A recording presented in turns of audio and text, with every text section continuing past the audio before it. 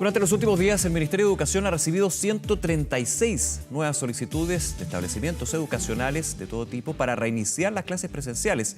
Actualmente, solo 47 de los más de 11.500 recintos a lo largo del país están recibiendo estudiantes en sus salas. Vamos a profundizar en cuáles son las condiciones para el regreso presencial a las aulas. Estamos ya en contacto con el ministro de Educación, Raúl Figueroa. Ministro, ¿cómo está? Buenos días. Muy bien, Nicolás, muchas gracias. A ver, las solicitudes me imagino que son de todo tipo porque los establecimientos también son distintos uno de otro. ¿Cuál ha sido el protocolo general? Entiendo desde el Ministerio de Educación, pero también con la venia en ese sentido del Ministerio de Salud para un eventual retiro a las salas de clases. Sí, efectivamente hemos tenido solicitudes a lo largo de todo el país. Ya tenemos del orden de 50 establecimientos que reiniciaron sus clases presenciales, una modalidad obviamente muy flexible, bajo tres pilares: la seguridad, la gradualidad y la voluntariedad, que es muy importante. Y la manera en que esto se hace es siguiendo los protocolos que se elaboraron en conjunto con el Ministerio de Salud, que son protocolos tanto de higiene como de seguridad interior y de organización de los establecimientos, y teniendo en cuenta que en las comunas en fase 4 los establecimientos están ya autorizados por el Ministerio de Salud para iniciar este retorno, y si están en fase 3 también lo pueden solicitar, pero requieren una autorización específica de la autoridad sanitaria, de la Seremi de Salud respectiva. Pasado ese filtro sanitario, se inician diversos pasos de conocer los protocolos, implementar los protocolos, recibir los kits sanitarios. El Ministerio de Educación le entrega a todos los establecimientos que reciben subvención del Estado un kit con mascarillas, escudos faciales, alcohol gel, termómetros, cloro, artículos de limpieza y desinfección, precisamente para que puedan dar cumplimiento a esas exigencias, hacer inducción a los alumnos, a los profesores, a los asistentes de la educación, comunicarlo con la comunidad y generar una organización interna que permita dar cumplimiento a estos protocolos e implementar una gradualidad. Por ejemplo, los establecimientos, lo que hemos visto son liceos técnicos profesionales, por ejemplo, que han reabierto para que sus alumnos de tercero y cuarto medio puedan en la escuela, en el liceo, terminar su formación práctica, que es algo que ha sido muy difícil como consecuencia de la suspensión de clases. Alumnos de cuarto medio para que puedan terminar su experiencia escolar. Y luego, en la medida que esto se va implementando, se puede ir avanzando en otros niveles. A ver, definamos bien un punto, ministro, me parece súper interesante. ¿Qué cursos entran primero? Porque se ha hablado muchísimo de que tercero o cuarto medio sean los que primero lleguen a las aulas. Esto también en un sistema que va a tener una modalidad mixta. Ahí también le hago la segunda pregunta. ¿Los establecimientos educacionales están planteando modalidades telemáticas y presenciales para que justamente no haya una gran cantidad de alumnos en las salas de clases y en el colegio en particular? Sí, efectivamente, lo primero es que en términos de la gradualidad, si bien el sistema, como tú mismo lo decías, Nicolás, es muy diverso y por tanto, tratándose, por ejemplo, de una escuela multigrado con 10 alumnos, ahí la gradualidad es distinta, porque los mismos 10 alumnos pueden ir con los cuidados sanitarios, pero si es un liceo grande, una escuela más grande, lo que hemos recomendado es partir por los niveles superiores, tercero y cuarto medio, octavo básico, si es una escuela que llega hasta octavo básico, para que se cumplan varios propósitos. Primero, ir generando una cultura de cumplimiento de los protocolos sanitarios, darle a esos alumnos que están en una fase más terminal del periodo escolar la oportunidad de que puedan reencontrarse. Aquí no solo es el tema de los aprendizajes, sino que también del desarrollo socioemocional, que es muy relevante. Y luego, en coordinación con salud, en coordinación con los mismos establecimientos, ir avanzando en mayores niveles de incorporación. Y ciertamente aquí lo que importa es que es una modalidad muy flexible. Tú preguntabas si los colegios están preparados para mantener tanto lo presencial como también algo a distancia.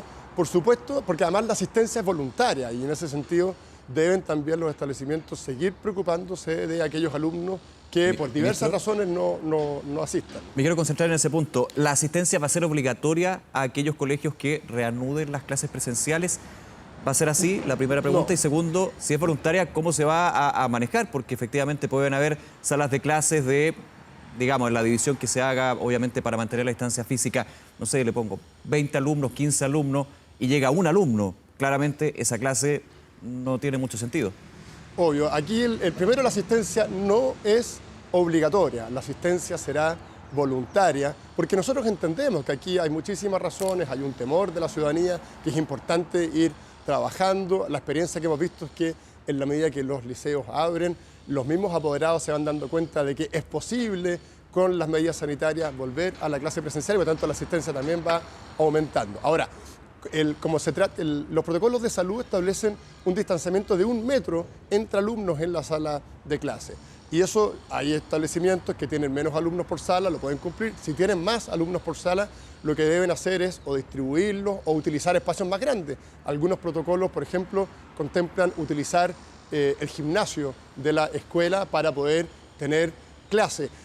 Pensemos que si vuelven solo los cuartos medios inicialmente, ahí la dificultad de separarlos es menor porque tienen prácticamente todo el establecimiento a su disposición. Y en la medida que esto vaya avanzando, con mucha flexibilidad se van generando también los espacios para que todos puedan aprovechar esa experiencia presencial que es la idea de ir recuperando. De este número que comentábamos de establecimientos educacionales que están solicitando ya el retorno a clases, en el total, podríamos decir, ministro, ¿cuántos consideran que solamente van a ir los cursos superiores? Se lo pregunto porque pensando en esa gradualidad que usted me dice, claro, si se da el regreso a clases de tercero y cuarto medio, puede ser que ya el próximo año vuelvan los cursos los de básica, que son los más complicados, niños que evidentemente si uno le dice no abrace a su compañero, no esté cerca a su compañero, es bastante complejo, casi muy difícil de hacer, digamos. ¿Estará esa posibilidad? Sí, por supuesto que depende del nivel de avance del control de la pandemia en las distintas localidades. Y por eso también es importante partir por los alumnos más grandes porque van generando una cultura de cumplimiento de los protocolos que luego es más fácil de seguir para el resto de las comunidades. Aquí, evidentemente, hay buenas razones para iniciar por distintos cursos, pero hay que optar. Si queremos hacerlo gradual, tenemos que optar por un nivel, tenemos que hacerlo por los más grandes, facilita el cumplimiento de las medidas. Sabemos también que los más pequeños, por ejemplo, los alumnos de primero básico, necesitan aprender a leer. Lamentablemente, muchos están quedando fuera de esa posibilidad. Ahí también hay que darles una alternativa. Y se trata, Nicolás, y esto es bien importante, de ir generando experiencias intermedias de retorno. O sea, aquí nadie está pensando, por ponerlo así como en un extremo, que un colegio abre y empieza a funcionar de 8 a 4 como si aquí no hubiese pasado a nada. No, todo lo contrario. Son experiencias intermedias para centrarse en algunas áreas específicas, muy enfocado también en la contención socioemocional, en darle a los alumnos la posibilidad de sociabilizar, que es algo que han perdido. Yo quiero poner, por ejemplo, un alumno de cuarto medio que termina su periodo escolar, si no se reencuentran en la escuela este año, probablemente no van a volver nunca más a ver a volver a verse con todos sus compañeros. Son cosas que desde el punto de vista socioemocional son también muy relevantes. Entonces, se trata aquí de ir diseñando en conjunto con las comunidades experiencias intermedias de apertura, donde lo más importante es la seguridad, tener claro de que no se trata necesariamente de volver exactamente al mismo régimen durante estos meses que teníamos antes de la pandemia, pero sí de poner a disposición de los alumnos el espacio de reencuentro, de protección que es la escuela y que es muy relevante y es lo que hemos visto ya en las experiencias que hemos podido monitorear a lo largo del país. Ministro Figueroa, ha sido un tema bien difícil. Todo esto es difícil. Todo lo que tiene que ver con la pandemia, el regreso a esta nueva normalidad, como en algún minuto se acuñó, es bien complejo porque tampoco sabemos lo que va a suceder el próximo mes, las próximas semanas. Me imagino que dentro del concepto del paso a paso del gobierno, si un colegio vuelve a las clases presenciales y esa comuna vuelve a cuarentena, lógicamente se suspendieron las clases hasta nuevo aviso y quizás hasta el próximo año. Eso habrá que ir viéndolo. Pero en esta discusión, que ha sido bien difícil, se nota el Ministerio de Educación bastante solo y le digo desde el punto de vista de las comunidades y las organizaciones que tienen que ver con la educación. El colegio de profesores, los sostenedores, las asociaciones de padres están con una mirada completamente contrapuesta a la que usted me está comentando. Más que cómo llegamos a eso, porque obviamente son puntos distintos. ¿Cómo se aunan? Porque yo veo que hay una diferencia bien radical. Por ejemplo, si tomo la del colegio de profesores, el presidente de ese gremio señalaba, aquí no sabemos si hay intereses económicos por sobre la salud de niños y adolescentes, que es una acusación bastante grave. Sí, es una ofensa a todas aquellas comunidades que están haciendo esfuerzos por volver a clase y que tienen total conciencia de lo importante que es para poder mitigar al máximo los efectos negativos de una prolongada suspensión de clase. Yo creo que cada vez que se instala esa caricatura de que son los intereses económicos los que están primando, cuando todos quienes estamos vinculados al sistema educativo sabemos que las clases presenciales son irreemplazables, que los efectos de la pandemia van a ser brutales en materia de pérdidas de aprendizaje, de brechas de aprendizaje, la inequidad Ministro, que se incorpora con es que esto. yo veo que nadie pone en duda eso, de lo que estamos hablando de las miradas contrapuestas. Lo que se pone en el centro es la seguridad de niños, niñas y adolescentes y finalmente de toda la comunidad escolar, porque el colegio de profesores se le dice... El Colegio de Profesores ha dicho muchísimas veces cómo se van a reemplazar las clases presenciales. Los profesores lo tenemos súper claro, pero en los tiempos de hoy, cuando hay una incertidumbre sobre lo que va a pasar en octubre, en noviembre, para qué decir en las próximas semanas, es muy difícil esto. Sí, primero hay que hacer una distinción muy importante entre lo que es la directiva del Colegio de Profesores y los docentes. Los profesores han estado totalmente a la altura de las circunstancias y yo converso con todos aquellos docentes que están en comunidades diversas. Ellos están acompañando al máximo este proceso de educación a distancia y también están muy comprometidos con generar las condiciones para poder volver. Y aquí el punto es ese, Nicolás. Nosotros tenemos, y yo mantengo siempre, una posición absolutamente abierta a todo el diálogo con todos quienes quieren participar y colaborar en esto. Lamentablemente, el Colegio de Profesores lo que ha dicho es una cosa súper simple y muy clara, que durante todo el año 2020 no se puede volver a clases. Y eso evidentemente choca con la realidad. La realidad que vemos hoy día es que existen comunidades que quieren volver, existen comunidades que han vuelto a clase y por lo tanto aquí, más que poner obstáculos absolutos con una mirada totalmente centralista y muy totalitaria, a mi juicio, lo que tenemos que hacer es trabajar con las comunidades locales, que es donde hemos encontrado la respuesta precisa a atender estas necesidades. Yo tengo total claridad del temor que la pandemia ha infundido en la ciudadanía y, por supuesto, también el cuidado que los padres queremos tener con nuestros hijos.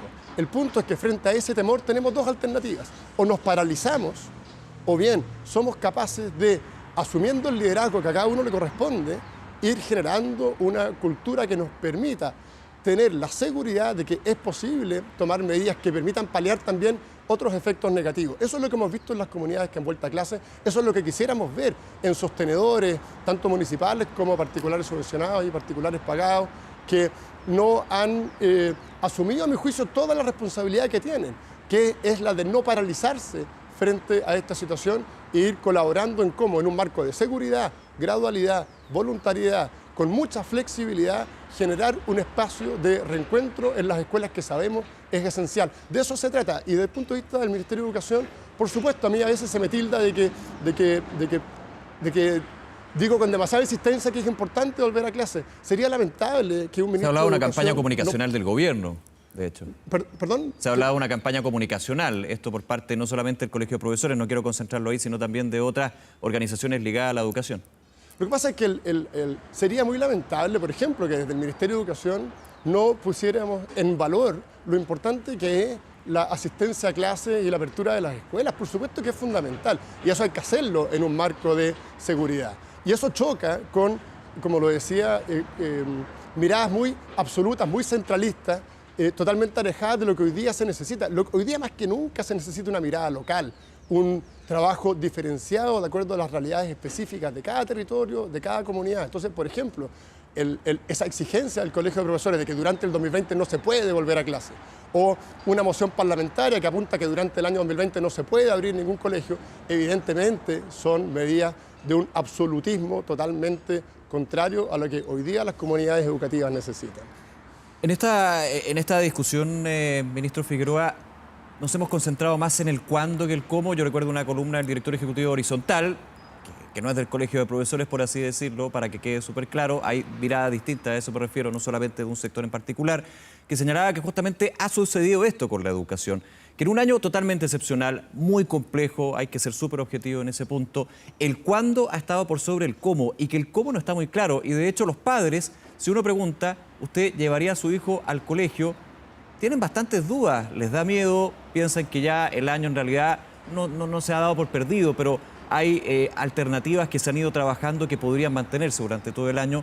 Y por sobre todo está el punto que obviamente hay padres que están obligados a dejar a sus hijos en clases porque tienen que ir a trabajar, porque cuando una comuna se abre del confinamiento no tienen dónde dejar a sus hijos. Hay realidades de todo tipo, pero el cómo, ¿está claro el cómo vamos a llevar a cabo estas clases presenciales?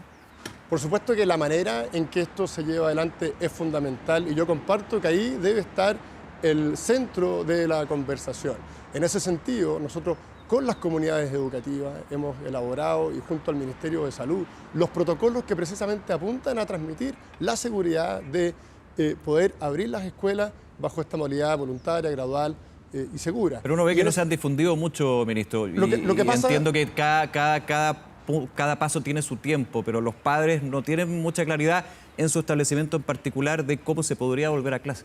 Claro, porque efectivamente, y ahí insisto, Nicolás, en eso, aquí fue necesario abordar esto con una mirada muy local. No tenía ningún sentido difundir la manera de abrir las escuelas cuando teníamos, por ejemplo, la mitad de la región metropolitana en cuarentena. Evidentemente que ahí no se podían abrir las escuelas. Entonces se genera también, y yo entiendo el punto, y obviamente es un tema que hay que seguir trabajando, pero me dicen, pero ¿por qué no hablan del cómo y hablan del cuándo? La primera pregunta que me hacían a mí desde que empezó la pandemia es ¿cuándo vuelven las clases presenciales? Entonces, inevitablemente uno tiene que hablar del cuándo. Y la respuesta fue muy simple siempre, solo en la medida que las condiciones sanitarias lo permitan. Tenemos que ver cómo lo hacemos. Y el cómo lo hacemos es precisamente siguiendo estos protocolos con un trabajo muy directo con las comunidades específicas. Aquí, insisto, las miradas centralistas no son necesariamente la solución y dando también tranquilidad de que es posible compatibilizar la seguridad, que es el principal objetivo, con también mitigar los efectos negativos de una prolongada suspensión de clases. Ahora que hemos ido avanzando por distintas vías en un desconfinamiento en el país, ciertamente que este tema vuelve a ponerse sobre la mesa. Yo creo que es muy importante que efectivamente se converse sobre esto, que las comunidades vayan viendo también esas experiencias exitosas que están ya ocurriendo en el país y que también y que no pongamos obstáculos absolutos. Yo creo que ese punto, Nicolás, es bien importante. Yo estoy, por supuesto, que creo que tenemos que buscar la mejor manera de hacerlo acorde a cada comunidad, pero es incompatible con eso decir, por ejemplo, el año 2020 no permitiremos que se vuelva a clase, que es la posición que ha tomado el Colegio de Profesores. Ministro Raúl Figueroa, nuevamente gracias por acompañarnos esta mañana. Que tenga buen día. Muchas gracias, hasta luego. Nos vemos, hasta luego.